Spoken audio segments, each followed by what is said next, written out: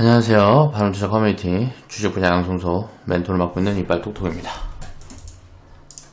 일단 시황을 좀 보면 미국, 유럽 이런 데들이 좀 이제 폭락에 가까운 하락 흐름을 보여줬어요.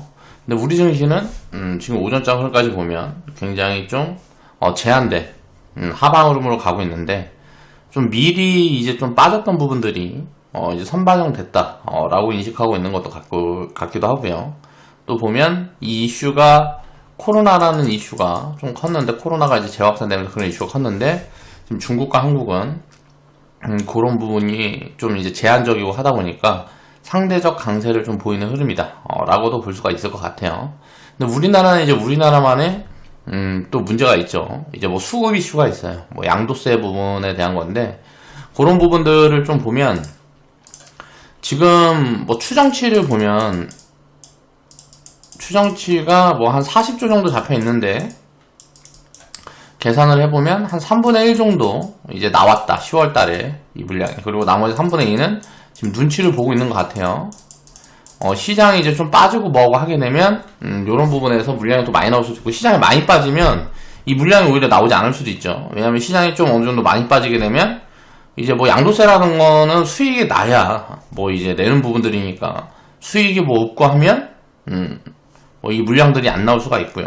또 이제 시장이 하락이 좀 커지고 뭐하고 하게 되면 신용에 대한 부담이 확실히 있습니다, 지금. 그래서 신용 물량이 어제도 좀 털렸는데, 그런 부분, 그저께도 좀 털렸죠. 그저께 좀 나오면서, 그 부분에 대한 이제 기술적인 반등 포지션, 정도로 지금은 이제 보는 게 합리적일 것 같고, 근데 물량이 나온 부분들이, 그저께 물량이 나온 부분들을 좀 체크를 해보니까 그렇게 크게 많이 나오지가 않았어요.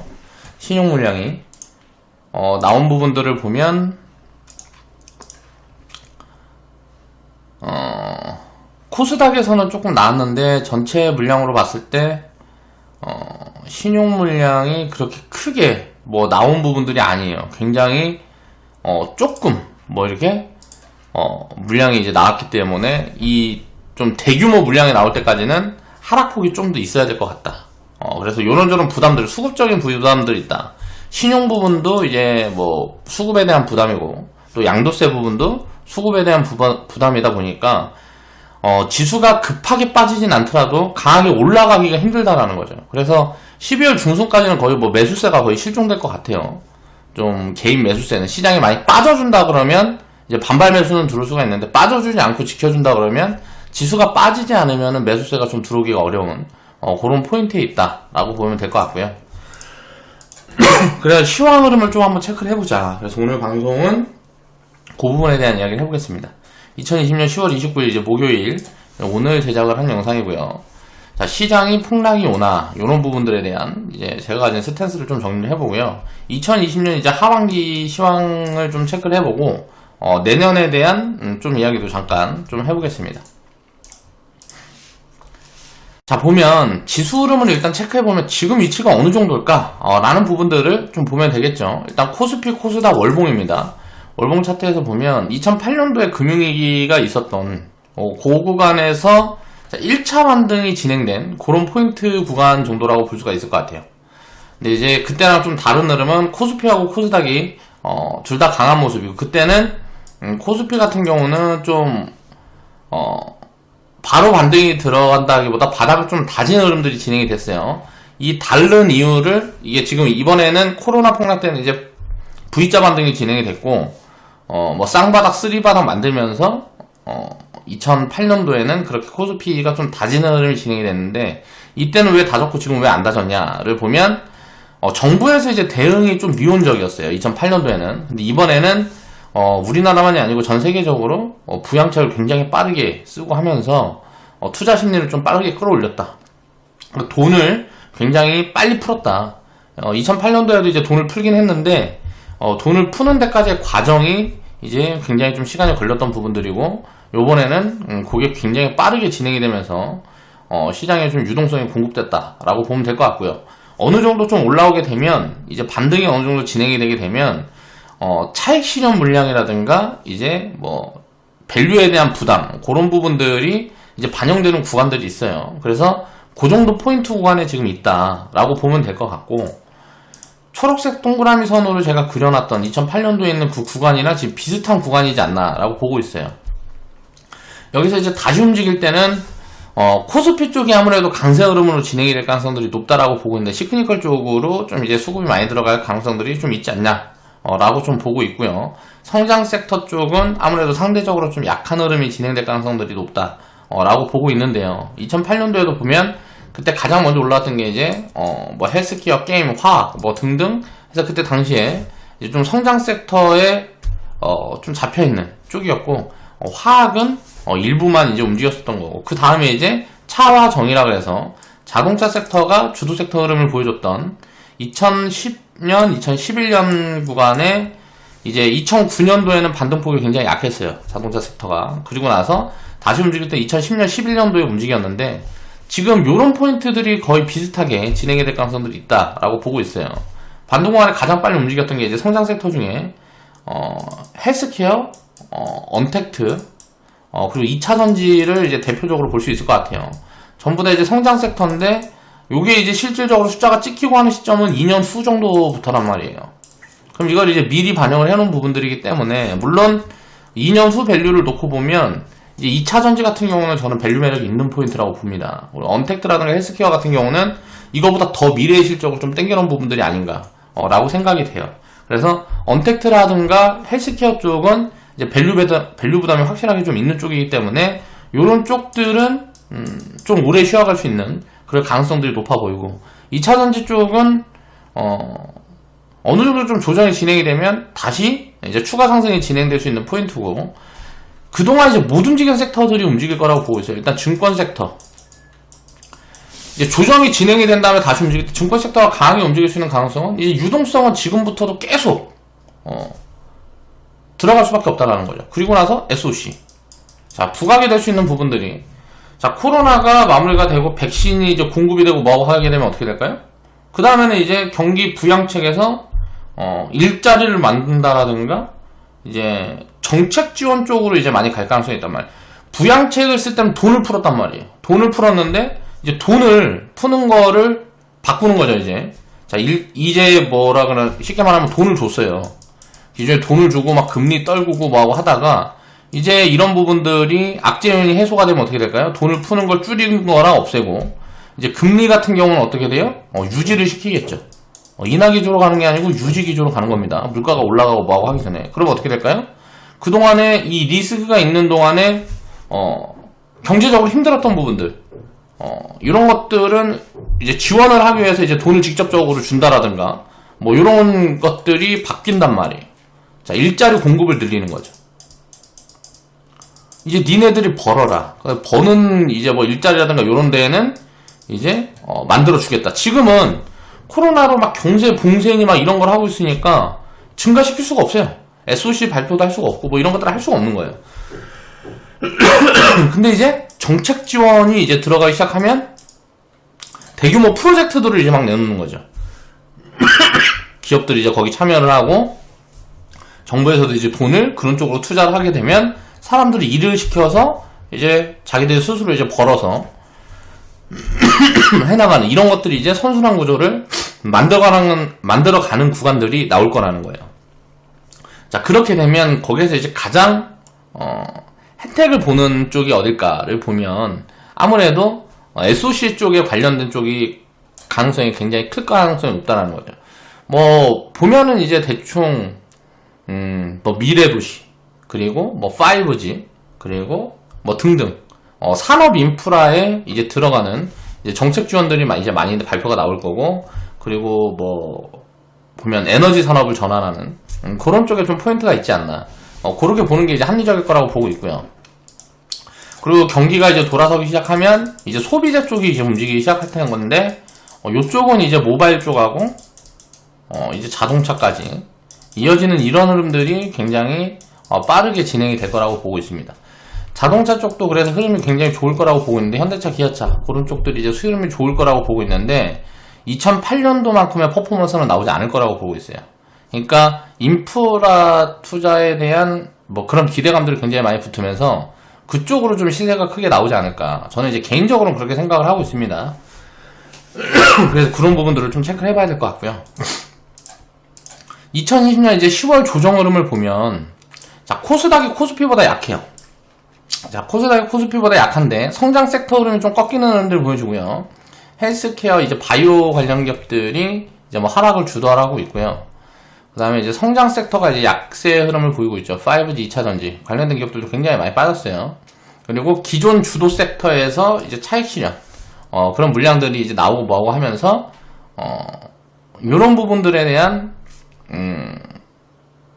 이제 뭐 상승이 제한이 주도 섹터가 상승이 제한이 걸리면서 기존의 주도 섹터라는 건 시총을 그만큼 크게 키워놨기 때문에 지수에서 행사하는 영향력이 그만큼 커졌어요. 주가가 많이 올라오면서. 근데 거기에서 이제 차익 실현이 나오면서 지수가 부진하다 보니까 당연히 전체적인 지수 흐름은 조금 강하기가 힘든 그런 모습으로 가고 있는 거죠. 기존에 있는 주도 섹터는 이제 헬스케어. 헬스케어의 지금 대표적인 건 이제 코로나 테마라고 볼 수가 있고요. 언택트 2차전지 5G가 있을 건데, 자, 코로나 테마 같은 경우는, 요거는 거의 뭐 폭락이 예정된 수준이라고 저는 개인적으로 생각을 해요. 왜냐면 코로나라는 거는 방향성으로 봤을 때 결국은 잡힐 거고, 이게 잡히게 되면 이쪽 관련된 수급 흐름은 결국은 꺼질 수밖에 없다는 거예요.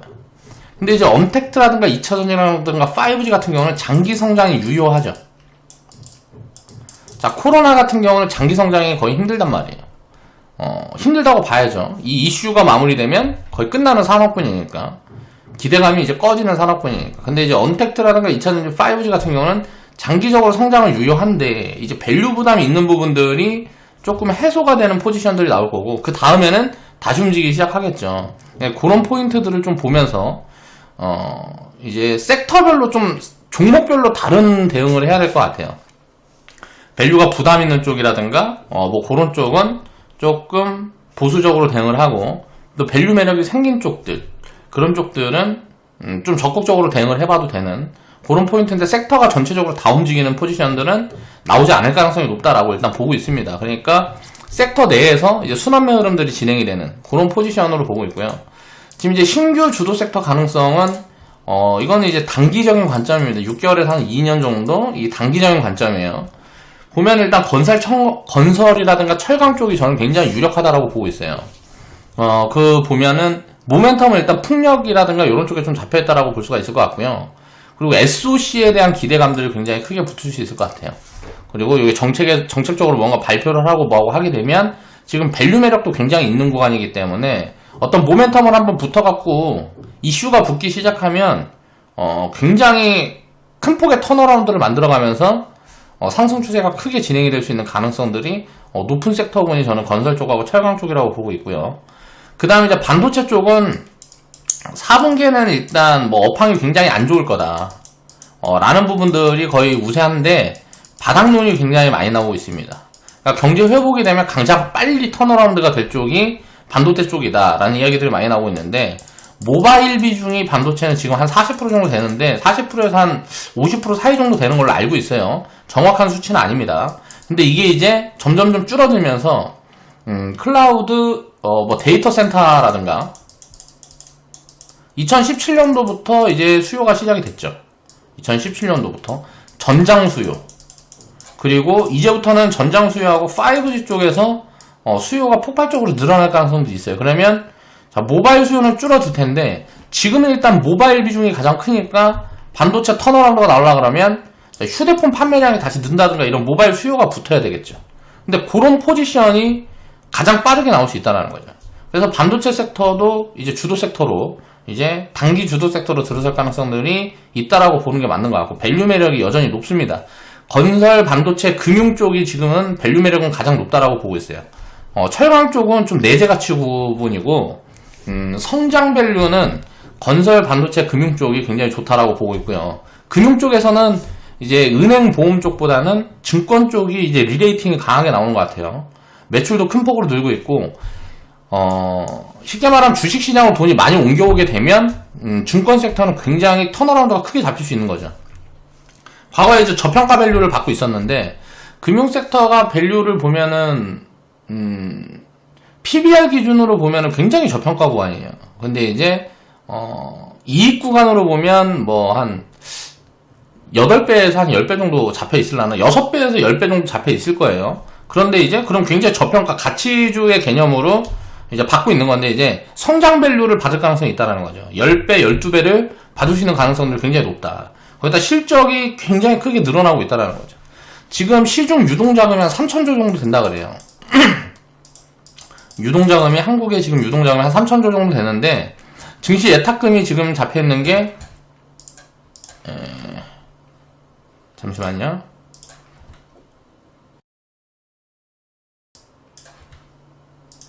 50조? 52조? 뭐 이렇게 될 거란 말이에요. 지금 예탁금이 잡혀있는 게. 근데, 이 3,000조의 자금 중에 지금 이제 부동산이 이제 내년부터는 이제 세금도 그게 굉장히 크게 늘어나고 뭐하고 하게 되면 요걸 팔면 돈이 어디로 가야 되는데 이제 부동산이 이제 매도 압력이 커지면 커질수록 어디로 돈이 가야 될 텐데 갈 곳이 이제 증시밖에 없다라는 거죠. 그러니까 뭐 예금이라든가 뭐 이런 쪽으로 가게 되면 예금은 이자가 좀 이제 어느 정도 받쳐주고 한다 그러면 갈 수도 있겠는데 그런 부분들이 좀 이제 제한적으로 간다 그러면 장기적으로 증시 흐름이 장기적으로 좋으면 좋을수록 증시 유입자금의 규모가 점점점 커질 수 있다. 그러면 증시의 유입자금이 커지게 되면 신용도 같이 늘어납니다. 신용 비중도 같이 늘어나다 보면 어떻게 될까요? 증권사에서 이자 수익이 늘어나겠죠. 그래서 증권기업들이 굉장히 지금 실적이 나오는 것도 그렇고 보면은 뭐라 그래야 돼? 리레이팅이 빠르게 진행이 될 수 있는 그럴 가능성들이 굉장히 높다. 그래서 이제 증권 섹터 정도는 이제 가치주의 개념에서 이제 성장주의 개념으로 돌아가는 그 사이 구간에 있는 구간이 아닌가라고 개인적으로 보고 있어요. 그래서 이쪽을 지금 이제 저는 포인트로 놓고 이제 보고 있습니다. 단기적인 관점은 그래요. 6개월에서 2년 정도 관점은. 자, 시나리오별 대응 전략, 이제 지수 포인트에 대한 부분들을 좀 이제 얘기를 해볼게요. 코스피 코스닥 일봉인데, 자, 코로나 폭락 이후에 계속 고점을 높이면서 올라왔어요. 그런데 코스닥 같은 경우는 보면 저점 이탈한 구간이 처음으로 나왔죠. 계속 저점 고점을 높이면서 이제 올라왔단 말이에요. 그러다가 저점 이탈 포지션이 처음으로 나왔어요. 그러면 이제 이 저점 이탈 포지션에 나오면 추세가 이제 하방으로 잡혔다. 라고 보면 돼요. 그래서 10월달 할 중순 이후부터 이제 하락 추세 방향으로 잡혔다라고 보면 되고요. 반등이 나와도 하방 압력이 계속 커질 거라는 거죠. 그런 포인트를 보면 될까. 코스피 같은 경우는 아직 좀 지켜주는 부분들이 나오고 있는데 고점 저점이 낮아지는 구간이 9월달에 이미 나왔어요. 코스피 같은 경우는 9월달에 이미 나왔고 코스닥은 지금 10월달에 하락 추세로 잡혔다. 하락 추세가 잡히면 무언가 보통 대부분 한 70% 이상은 단기 투매라든가 폭락을 한번 진행되는 경우들이 확률이 굉장히 높습니다. 그래서 그런 구간들을 봐야 될 것 같고요. 요거를 이제 좀 체크를 해봐야 될 것 같고 우리는 일단 대응 포지션은 지금 현금 27% 정도 보유 중이고요. 2200포인트 밑으로 만약에 내려오는 구간이 나오게 되면 현금을 이제 10% 15%까지 이제 축소해보는 그런 포지션 대응을 해나갈 거예요. 회원분들한테 이제 코멘트를 드릴 거고 좀 빨리 하락이 나와줬으면 좋겠는데 하락이 나와지면 굉장히 대응하기가 좋아요. 지금은 그런 구간이다 라고 보고 있고 만약에 폭락이 나와서 2000포인트 밑으로 내려온다. 코스피 지수가 2000포인트 밑으로 내려와준다 그러면 이제 요 정도 이제 하락 포지션은 거의 폭락 수준이라고 봐야 될 것 같은데 단기적으로 그렇게 되면 주식 비중을 95%에서 100%까지 거의 풀 비중 대응을 하는 관점으로 생각을 하고 있습니다. 코스닥 같은 경우도 마찬가지예요. 지금 이 빨간 선고는 구간이 지지 구간대라고 볼 수가 있을 것 같은데 요 구간을 만약에 깨는 포지션에 나오면 신용 반대 매매가 급격하게 늘면서 폭락이 나올 가능성들이 높아 보입니다. 그런 포인트가 한번 나오게 되면 이거는 좋은 기회가 될 텐데 헬스케어 비중을 이제 확대해가는 그런 포지션으로 이제 대응을 해가려고 보고 있어요. 만약에 안 빠져주면 그냥 연말에는 다 사야 된다라고 보고 있습니다. 지금 지수 이추라 그러면 주식 비중을 거의 90% 이상 이제 채워야 되는 포인트라고 보고 있고 양도세 이슈라든가 이런 이슈들이 있기 때문에 상승이 제한되다 보니까 언제든지 매물이 쌓이고 하면 푹 무너질 가능성들이 있어요. 그럴 가능성도 있다고 보고 있기 때문에 그런 구간이 온다 그러면 굉장히 또 좋은 매수 포지션이 올 수 있다 라고 보고 있는 거죠. 자, 신용 반대 매매가 만약에 나와준다라 그러면 이건 땡큐 포지션이 될 거고요. 양도세 이슈는 일단 12월 중순까지는 계속 진행이 될 가능성이 높아요. 정부에서 어떤 발표를 하기 전에. 예를 들어서 양도세 확정 이러고 발표를 해놔도 이건 안 좋을 거고 만약에 유예를 한다라는 발표가 나온다 그러면 지금이라도 좀 사야 될 것 같아요. 근데 그 발표가 나오기 전에는 뭐 대기 매물이 정해져 있는 거니까 요거는 굉장히 좋은 수급 이슈죠. 우리가 예측이 가능한 수급 이슈이기 때문에 현금이 지금 하나도 없다 그러면 한 5% 정도는 만들어 보고 싶어요. 그리고 우리는 현금 대응을 미리 해놨기 때문에 지금 주식을 사갈 이유가 없는 거죠. 그리고 2020년 이제 12월 20일 이후에는 지수가 이렇게 제가 예측하고 있는 대로 만약에 하락이라든가 폭락이 나오지 않는다 그러면 코스피 2400포인트 아래 구간에 머물러 있다 그러면 주식 비중은 무조건 90%까지는 확대해봐야 되는 그런 구간이라고 보고 있습니다. 내년이라든가 내후년 밸류를 생각해보면 2400포인트도 싸다라는 거죠. 그럼 저평가 구간에서는 현금을 너무 많이 갖고 있는 거는 굉장히 리스크하다 라고 이제 수익에 대한 소외 관점에서 리스크하다라고 보고 있기 때문에 만약에 지수가 안 빠져준다 그런다 그러면 한 12월 중순 이후부터는 이제 본격적으로 이제 리밸런싱 포지션들을 좀 보면서 주식 비중을 늘려야 되는 그런 걸 포인트로 보고 있고요. 핵심 포트폴리오는 이제 우리는 풍력 섹터가 하나도 없어서 이쪽 관련된 쪽을 좀 채워갈 건데 하나도 없진 않죠. 건설 쪽에서는 좀 잡고 있는데 철강 섹터의 비중이 거의 없어요. 내 포트폴리오에 없는 섹터를 위주로 채워야죠. 그리고 이제 반도체 2차전지 5G 언택트 정도가 추가로 채워볼 수 있는 이제 포인트일 것 같은데 2차전지 쪽은 우리가 비중이 없기 때문에 채워볼 거고 5G 같은 경우는 비중을 어느 정도 설정해서 가지고 있기 때문에 이쪽은 뭐 그렇게 늘려볼 포인트는 안 나오고요. 언택트 쪽은 많이 이거는 폭락이 나오지 않으면은 언택트 쪽은 담을 생각이 없습니다. 많이 담아갈 생각은 없어요. 자, 장기 업황이 유효한 쪽이 이쪽이 아닌가. 그래서 여기 핵심 쪽은 반도체 비중을 좀 많이 늘려보고 싶어요. 지금 반도체 쪽은 만약에 조정이 나오든 안 나오든 많이 늘려보고 싶고 철강 쪽 비중은 이제 늘려야 될 것 같고 금융 쪽 비중도 좀 늘려가는 그런 포인트 대응을 이제 포지션 대응을 지금은 이제 준비를 하고 있습니다. 그렇게 생각을 해놓고 있고 관련 기업들 좀 공부를 해나가고 있어요. 자, 그 정도 보면 될 것 같고, 야, 우리가 이거는 이제 단기적인 흐름이란 말이에요. 지금 뭐 단기 폭락이 나오든 투매가 나오든 이게 뭔 상관이 있어요. 주식 투자를 우리가 해나가는 과정에서 뭐 5년, 10년, 20년 투자를 해나갈 건데 별 필요가 없다라는 거죠. 폭락이 나와주면 땡큐고 안 나와주면 그냥 조금 더 주고 사는 거예요. 이건 어쩔 수 없는 거죠. 만약에 지금 주식이 100%다. 그럼 그냥 예를 들어서 나는 폭락이 안 나올 것 같아. 하락이 안 나올 것 같아. 그러면 그냥 다 들고 있는 거고 만약에 뭐 손실 중이다. 그러면 현금을 지금 구간에 많이 만드는 것도 또 부담스러운 구간이에요. 그래서 지금 주식 비중이 없이 내가 가지고 있다. 주식을 많이 현금 비중이 없이 주식을 많이 가지고 있다 그러면 지금 이제 좀 내려와 있는 구간에서 또 현금을 많이 만들기도 조금 애매한 그런 포지션이다. 그래서 지금 뭐 현금을 만들어 본다 그러면 주식 비중을 내가 풀 비중 가까이 갖고 있다. 그러면 한 5% 정도나 만들어 볼 수 있을까? 그리고 현금 비중을 갖고 있다 그러면 지금보다는 조금 기다려서 채워가는 포지션들이 아무래도 더 효율적이지 않을까 생각을 한다라는 거고, 장기적인 우리가 관점에서 보면 상상력을 더해보자는 거예요. 성장 산업의 후퇴는 없습니다. 이게 어떤 산업의 방향성이 잡히면 그대로 쭉 가는 거예요. 이렇게 쭉 가는 동안에 이제 이 산업의 방향성이 쭉 가는 동안 중간에 어떤 노이즈가 나오고 뭔가 리스크 요인들이 나와서 경제에 대한 불확실성이 생기게 되면 한 번씩 흔들렸다 가는 거지. 그런 흔들렸다 가는 구간이 좋은 포지션인 거예요.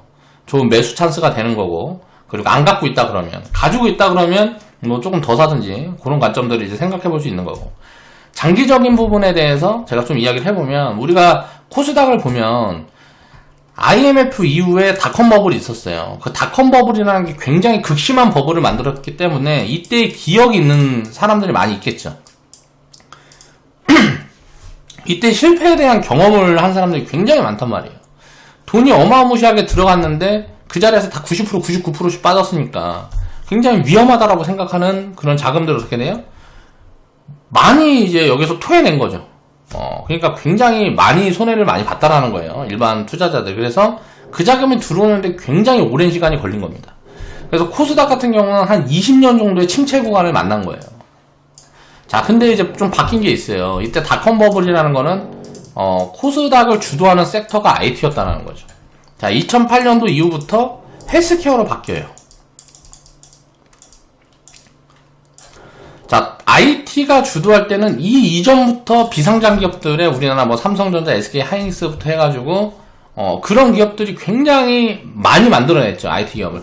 지금 뭐 우리나라에서 시총 상위권에 있는 카카오라든가 네이버, 뭐 이런 기업들도 다 삼성 계열에서 나온 거란 말이에요.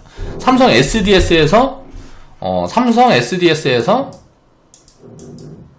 그런 인재들을 뭐 많이 키워서 그 인재들이 나와서 자기 회사 차려서 지금 뭐 네이버라든가 카카오라든가 뭐 넷마블이라든가 이런 회사들이 다 이쪽 계열에 있던 사람들, 여기에 직원으로 있던 사람들이라고. 그러니까 이 IT 닷컴 버블이 우리나라에 굉장히 많은 걸 해줬다는 거예요. 근데 이게 이제 헬스케어 버블이 또 바이오 버블이 진행이 될 가능성들이 있지 않냐라고 이제 저는 보는 건데, 2008년도부터 보면 2008년도부터 잡주라고 우리가 얘기를 했던 셀트리온이라는 기업이 굉장히 큰 진짜 성장을 만들어냅니다. 그러면서 이제 대기업이 되고요. 그때부터 이제 헬스케어에 대한 이제 기업들의 인식들이 이제 서서히 생겨나기 시작하는 거예요, 우리나라에. 그 다음에 이제 2015년도에 임상기업들이 서서히 이제 등장을 하게 되고, 투자를 해서 물질을 이제 뭐 돈 주고 사든지 뭐 개발을 하든지 해서 임상을 시작하고 거기에 대한 이제 기대감을 입혀가는 과정들이 진행이 되는 거죠. 2015년도에는 거의 기술 수출, 뭐 한미약품이라든가 암 쪽에서 1상 이상, 요쪽에 대한 이런 이제 초입 단계에 있는 기업들이 굉장히 많았어요. 그리고 2018년도, 17년도에 급등을 했던 포인트에서 보면 그때는 이제 임상이 거의 뭐 3상, 3상이 이제 반반이죠. 확률이 반반인데 그때 당시에는 임상을 다 실패했다 그래갖고 이거 확률에 대해서 의문점이 있었다고.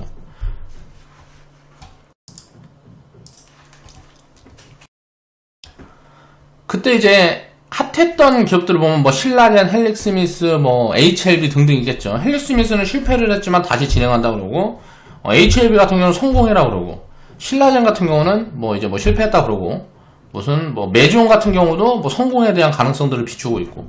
그러니까 3상이 진행되는 과정에서도 노이즈 요인들이 있지만 거의 확률은 비슷하게 맞아 들어가는 것 같아요. 제가 이제 그 부분을 좀 체크를 해나가고 있는데, 자, 임상 1상 때부터 이제 이 이전에 뭐 동물 임상 뭐 이런 거 진행할 때부터 성공 확률이 한 9% 정도 됩니다. 2상이 진행될 때부터는 한 20% 정도 돼요. 그리고 3상이 진행될 때는 이제 40%에서 한 50% 정도 확률이 되는데, 자, 그 이후에 어떻게 됐어요? SK 바이오팜이라고 임상을 이제 다 마무리하고 이제 신약을 출시하는 그런 포인트를 가진 기업이 상장을 또 합니다. 그러면서 이제 임상 기업들이라든가 바이오 기업들의 어떤 공부가 이제 서서히 돼가는 것 같아요. 그래서 그 기업들의 실체가 이제 있는 기업들이 하나둘 나오기 시작하는 거죠. 헬스케어 기업에서도. 그리고 이제 줄기세포도 과거에 이제 보면 우리가 황우석 사태니 뭐니 해가지고 사기니 어쩌니 막 이런 이야기들을 많았는데, 줄기세포 기업들 중에서도 하나둘 뭔가 성과들이 만들어지는 기업들이 이제 나오고 있단 말이에요. 뭐 재생의학이라든가 뭐 등등등 여러 가지 이제 이런 것들을 보면 점점점 어때요? 파이가 커지고 있는 것들이 확인이 되고 있어요. 이제 바이오 쪽이라든가 헬스케어 쪽에서 실질적으로 숫자가 지금은 보여지는 기업들은 많지 않지만 이 숫자라는 게 10년, 20년 지나면 확실히 보여질 거라는 거죠. 그 부분에 지금 이제 배팅을 하고 있는 건데, 그 다음에는 이제 빅데이터, 임상도 이제 플랫폼으로 진행을 하는 거예요. 그러면서 뭐 알테오젠이라는 기업이라든가 뭐 셀리버리라든가 여러 가지 플랫폼 기업들이 막 상장을 하고 뭐하고 하면서 시중에 또 이제 돈을 가져갑니다. 코로나라는 게 발생하면서 진단 기업들이 또 부각을 받기 시작해요. 이거는 뭐 거의 한국에 있는 진단 기업들이 전 세계를 장악을 했죠. 이런 것들이 점점점 어때요? 전체 파이가 확장되는 부분들이 확인이 된다라는 거예요. 자, 이게 버블을 만들 수 있는 가능성들이 점점점 높아지고 있다라고 생각이 들어요. 그 다음에 이제 산업이 진짜 실질적으로 돈을 벌기까지는 굉장히 오랜 시간이 걸리겠지만, 지금 보면 헬스케어라든가 바이오 쪽에서 보면 뭐 CMO, 요거는 이제 삼성 바이오로직스가 대장이죠. 그러니까 쉽게 말하면 뭐 우리가 반도체로 생각하면 파운드리처럼 이제 생산을 담당해주는, 위탁 생산을 담당해주는 뭐 그런 이제 뭐 사업 구조를 가진 기업들, 그리고 치매, 암, 줄기세포, 플랫폼, 건강기능식품 이렇게 카테고리가 점점점 넓어지고 있죠. 이제 여기에서 새로운 것들이 계속 추가가 될 거란 말이에요. 그러면서 전체 파이가 커지게 되면 어떻게 될까요? 이쪽으로 시중 자금들이 많이 쏠리게 되겠죠. 그런 게 이제 버블의 신호거든요. 그런 포인트들이 지금 하나둘 잡혀가고 있다라고 생각을 해요. 자, 4차 산업 같은 경우도 마찬가지예요. 자율주행. 이게 꿈 같은 얘기였는데 5G 투자가 실질적으로 진행이 되고 있어요. 이게 인프라를 까는 거죠. 그 다음에 전기차. 자율주행이 되려고 그러면 왜 그런지 모르겠는데 공부해봤는데도 뭔 말인지 잘 모르겠어요. 근데 전기차가 꼭 자율주행으로 들어서려고 그러면 전기차가 돼야 된다 그러더라고. 일반 내연기관 뭐 지금 돌아다니는 기름차로는 뭐 안 된대요. 그래서 아무튼 5G 전기차가 이제 보급이 되고 인프라가 깔리면서 인프라가 갖춰지고 있어요, 서서히. 근데 이게 이제 인프라가 뭐 3년을 더 돼야 될지 이게 5년이 더 진행이 돼야 될지는 아직 뭐 불확실한 부분인데 이게 아무튼간 인프라가 갖춰지고 있는 건 사실이죠. 그럼 결국 언젠가는 현실이 될 거라는 거예요. 자율주행에 깔리게 되면 유통구조에 이제 혁신이 만들어지고 로봇이라든가 드론 산업이 굉장히 빠르게 성장을 할 수 있고요. 그 다음에 이제 사물인터넷, AI, 자 인공지능이 서서히 이런 인프라들이 이제 자율주행이라든가 로봇 드론 같은 게 인프라예요. 그 로봇 드론 자율주행 이런 인프라가 갖춰지게 되면 인공지능을 통한 뭐 사물인터넷, 사물인터넷이 뭐라 그러더라? 아무튼 사물인터넷이 기존에는 인터넷을 인간만 썼는데 이제 사물끼리 연결을 하는 이 인터넷에 대한 이야기들이 굉장히 많이 나오고 있죠. 근데 이게 이제 실질적으로 산업으로 이제 진행이 되고 있는 초입이란 말이에요. 자, 그러면 인공지능 사업. 그 다음에 이제 핀테크. 핀테크는 뭐예요?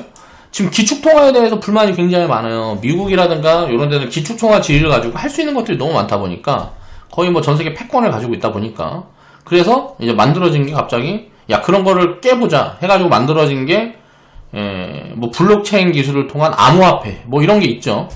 최근에 보면 페이팔에서 비트코인으로 갖고 이제 거래를 할 수 있게끔 어떤 그런 뭐 인프라를 만드는 것들에 대한 이야기들이 나오고 있고 중국에서는 디지털 화폐로 실질적으로 진짜 전환을 지금 시작을 하고 있습니다. 전 세계에서 가장 빠른 것 같아요. 중국이. 자, 이거 우리나라도 한다고 그러고 유럽도 한다고 그러고 지금 이제 미국은 그동안 기축통화를 갖고 있다 보니까 디지털 화폐로 전환되고 뭐고 하게 되면 기축통화의 힘이 약해질 것 같으니까 미국은 계속 반대하던 측면이었는데 산업의 흐름이 이렇게 가다 보니까 미국도 어쩔 수가 없는 거예요. 그래서 미국도 우리들도 하겠다 라는 식의 코멘트들이 최근 나오고 있단 말이에요. 그러면 이제 화폐개혁이라는 게 좀 이제 진행이 되는 거죠. 이런 모든 것들을 봤을 때 산업이 크게 바뀌고 있는 포인트들이 있단 말이에요. 그러면 경제는 어떻게 될까요? 돈이 돈다라는 거죠.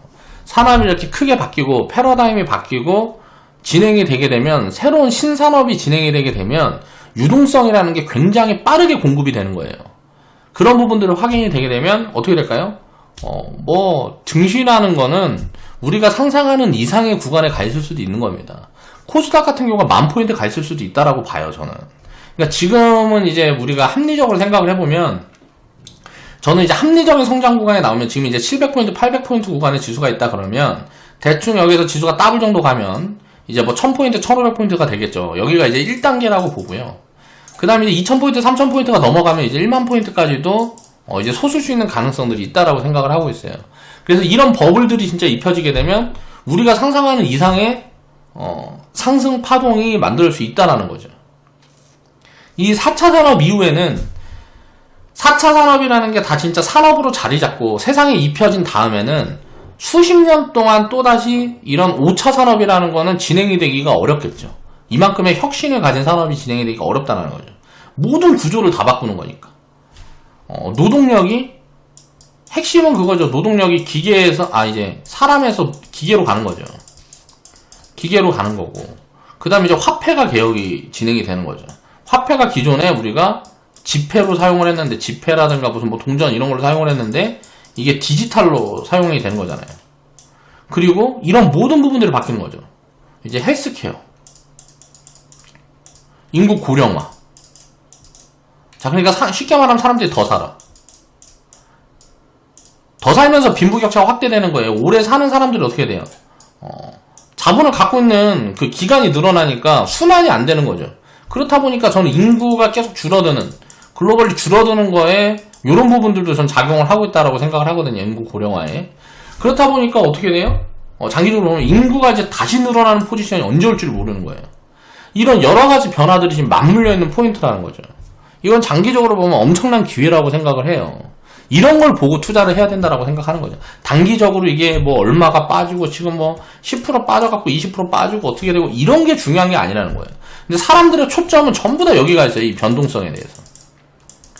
지금 당장 만들어진 변동성에 대해서 이걸 회피를 하려고 그러고 또 어떤 사람들은 이걸 기회로도 보고 있고 하겠지만, 이 기회로 보는 사람들 중에 장기적인 관점을 가지고 기회로 보는 사람들은 굉장히 작단 말이에요. 투자는 우리가 코스닥 1만 포인트까지 갈 때까지 해야 되는 거예요. 지금 이제 800포인트에서 1만 포인트 가면 뭐 10배라 그러니까 미친놈이라 그러겠죠. 근데 나스닥 같은 경우는 보세요. 이게 이제 가능할 거라고 생각한 거거든요. 미국의 지금 달러 가치가 계속 떨어진다라 그러면 어떻게 될까요? 그에 상응하는 다른 이제 뭐 통화의 가치가 올라가겠죠. 달러 가치가 떨어지면 자 반대급부가 생기는 거니까. 이미 달러 가치는 한 20년 넘게 지금 떨어지고 있습니다.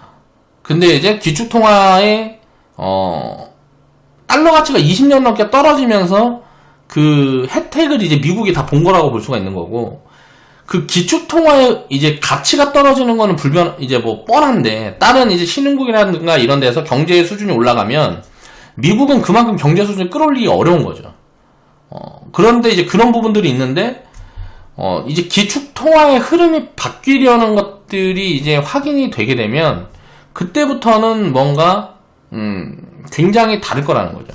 결국 우리가 G2라고 이야기를 하는, 이런 얘기를 하면 싫어하는 사람들이 굉장히 많아요. 중국이 잘 될 거다라고 얘기를 하면 싫어하는 사람들이 굉장히 많은데, 야, 중국이 경제가 많이 올라오면 어떻게 되겠어요? 민주화 됩니다. 사람들이 먹고 살만 하면 인식이 깨어요.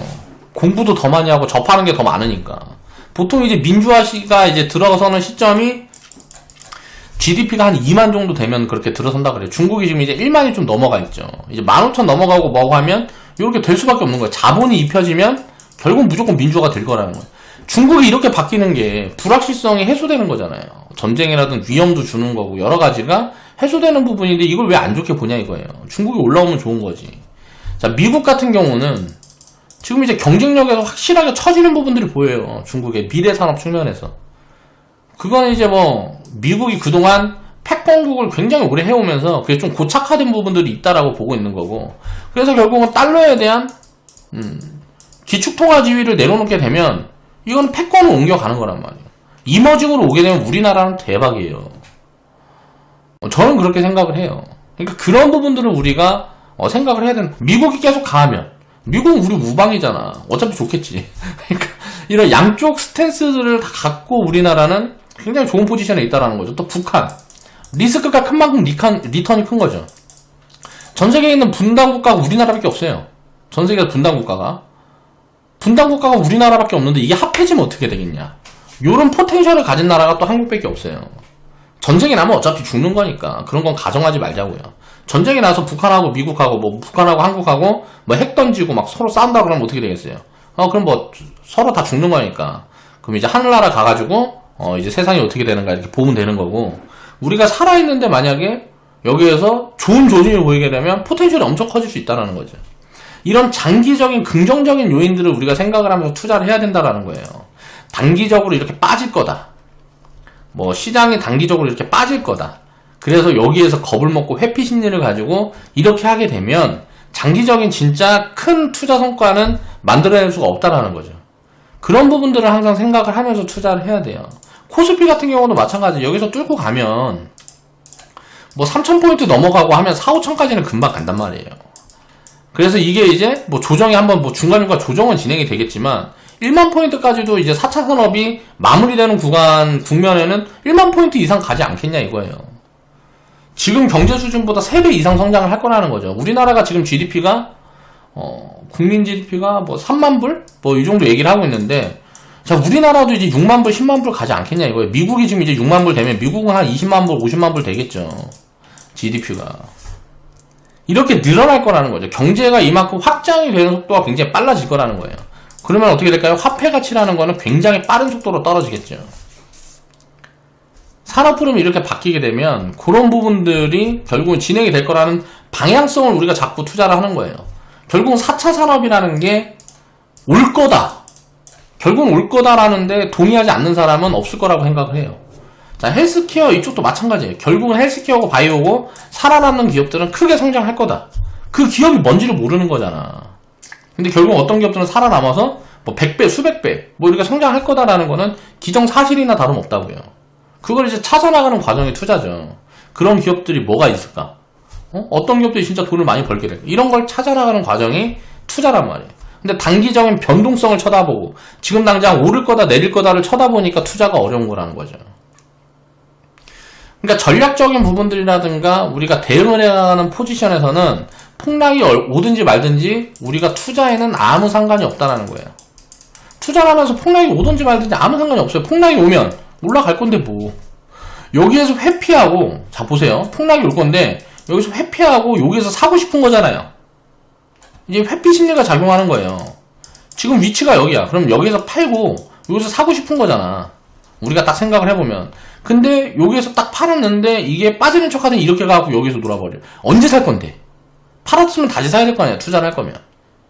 그렇죠? 여기서라도 사야 되는데 살 수 있는 사람이 많지가 않아요. 내가 전에 샀던 것보다 더 비싼 구간에서는. 투자에 대해서 경험을 해나가고 이해를 하지 못하면, 경제라는 게 꾸준히 성장한다 그런 걸 이해를 하지 못하면, 경제라는 게 꾸준히 성장한다는 걸 이해를 하지 못하면 투자를 장기적인 관점으로 할 수가 없단 말이에요. 단기적인 변동성을 바라보면 그렇다는 거죠. 지금도 저는 이제 이런 하락 가능성들이 높다고 얘기를 하고 있지만, 하락하지 않았을 경우에 수를 항상 생각한단 말이에요. 이건 내 예측이에요. 항상 틀릴 수 있는 부분들이라는 거죠. 만약에 이렇게 내려와주면 완전 땡큐인 거고, 내려와주지 않고 그냥 버텨주면 아쉽지만 어떻게 하겠어요? 조금 더 주고 사야죠. 그런 합리적인 포지션에 대해서 고민을 하고 양방향을 다 설정해 놓고 거기에 대한 대응 전략을 수립을 해야 되는 거예요. 무조건 빠질 거다, 무조건 올라갈 거다 라는 한 방향으로 방향성을 설정하면 안 된다는 거죠. 방향성을 설정을 할 때, 우리가 예측을 하고 대응 전략을 수립을 할 때, 대응 전략 수립을 할 때는 방향성을 보죠. 자, 이 방향성을 볼 때 양방향을 다 봐야 되는 거예요. 양방향을 다 봐야 된다고. 근데 보통 사람들은 어떻게 돼요? 한 방향만 본단 말이에요. 지금 빠질 거다. 자, 당장 오를 거다. 자, 오르면 어떻게 대응하고 빠지면 어떻게 대응해야지? 라고 봐야 되는데, 빠질 거다 오를 거다 대응을 해버리면 어떻게 될까요? 빠지지 않고 올라버리면 이제 답이 안 나오는 거예요. 오를 거다라고 해서 전체적인 대응을 해버리면 빠지면 답이 안 나오는 거야. 근데 항상 오를 거다로 대응을 하면 괜찮아요. 장기적으로는. 빠질 거다라고 장기적으로 대응을 하면 죽는 거예요. 장기적으로 빠질 수가 없으니까. 1년, 2년, 뭐 6개월 이렇게 빠지는 건 장기적으로 빠지는 게 아니에요. 10년, 20년을 놓고 보면 계속 오른단 말이에요. 그럼 일단 오르는 데다가 배팅을 해놓고 그 안에서의 단기 포지션은 리스크가 적게 운영을 할 수 있는 방향에 대해서 고민을 하는 거죠. 하반기에는 지금 보면 어때요? 여러 가지 이슈로 인해서 노이즈 요인들이 있어요. 그런 노이즈 요인들이 대기되어 있는 게 있다 보니까 어떻게 돼요? 확률적으로 하방의 확률이 높은 거죠. 확률적으로 하방의 확률이 높은 거예요. 대기된 노이즈 요인이 있으니까. 이게 이제 뭐 수급 이슈다 보니까 상승이 제한되는 건 분명하게 있을 거라는 거죠. 근데 이제 하반기 이후에는 경제 회복에 대한 기대감들이, 경제 회복이 오지 않고 지금 저는 코로나가 더 확산되고 예를 들어 전 세계인이 다 코로나 확진에 걸린다 그래도 증시는 올라갈 거예요. 왜냐? 전 세계인이 코로나 확진에 걸리면 어떻게 될까요? 그러면 이제 그건 이제 무시하고 갈 거거든요. 부양책 더 쓰겠죠. 돈 더 풀겠지. 화폐 가치가 빠르게 떨어지면서 이제 빈부격차만 더 늘어나겠죠. 어쩔 수 없는 거죠. 경제를 살리려고 그러면. 그러니까 이런 것들은 이제 방향성은 이미 정해져 있다는 거죠. 코로나라는 거는 결국은 이제 뭐 극복이 될 거라는 거예요. 그리고 우리가 봐야 될 거는 4차 산업과 헬스케어 뭐 이런 것들을 봐야 된단 말이에요. 미래 산업을. 근데 헬스케어 같은 경우는 비중을 지금 많이 가져가기가 어려운 포지션이죠. 이쪽은 이제 비중을 많이 가져, 건강기능식품이라든가 이런 밸류가 잡혀있는 쪽들은 어느 정도 비중 설정을 해도 되지만 바이오 쪽에는 비중 설정을 많이 하는 건 너무 위험하잖아요. 20년 투자를 해야 되는데 20년 투자하기 전에 깡통 나버리면 끝나니까 그 비중 설정을 맞춰서 해야 되는 거고, 이쪽은 이제 비중 설정을 많이 해갖고 갖고 와도 되죠. 여기에 관련되어 있는 게 뭐 자율주행이라고 하면 반도체부터 여러 가지 카테고리들이 다 들어가니까 그 안에서 이제 밸류가 잡혀있는 쪽에 이제 뭐 비중 설정을 해놓고 나머지 비중을 조금 투기적인 비중도 섞어보고 뭐 이렇게 저렇게 하면서 관심을 가져보는 거란 말이에요. 이런 시장 지금 하락이 단기적으로 나올 거다라는데 회피 심리가 강하게 작용을 하고 있어요. 시장에서는. 나는 그러면 안 된다라는 거예요. 항상 투자를 할 때는 폭락이라는 걸 두려워하지 마세요. 이건 반겨야 됩니다. 폭락은 반겨야 되는 부분이에요. 폭락이 진짜 진행이 되면 주식 100% 갖고 있어도 폭락은 기회가 돼요. 폭락은. 근데 여기에서 이제 돼야 될 게 있어요. 비중 관리가 돼 있을 경우. 쉽게 말하면 분산이 되어 있을 경우. 섹터별 종목별로 분산이 돼 있어야 폭락을 두들겨 맞아도 이득이 있는 거지. 몰빵 들어가 있으면 폭락은 복불복이에요. 만약 어떤 한 종목, 뭐 2개, 3개 종목만 갖고 있는데 폭락을 두들겨 맞았다. 그러면 그건 복불복인 거예요. 그거는 기회가 아닙니다. 그런 사람들은 망할 수 있어요. 굉장히 결과가 안 좋을 수 있어요. 폭락을 두들겨 맞고 10년 동안 수익이 안 날 수도 있어요. 몰빵에 들어가 있으면.